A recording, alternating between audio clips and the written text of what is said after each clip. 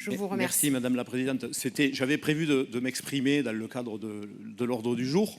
Et donc je vais garder le même propos, même si nous venons de l'adopter. Nous avons un ordre du jour que vous avez détaillé, dont on va débattre, qui concerne beaucoup de sujets très très importants pour l'avenir de notre région, les transports, la souveraineté alimentaire, les sujets de l'énergie.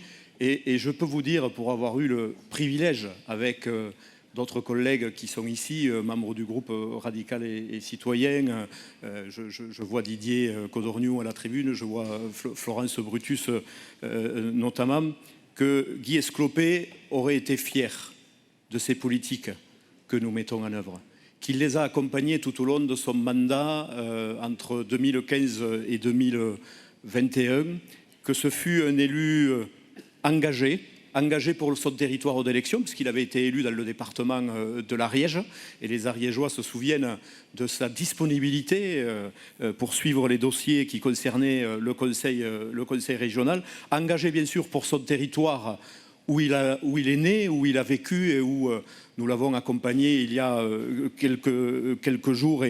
Et bien sûr, j'associe à mon propos particulièrement Christophe Manas, qui ce jour-là lui a rendu un très très bel hommage. Ce beau département des Pyrénées-Orientales et la ville d'Argelès-sur-Mer, dont il fut longtemps un élu.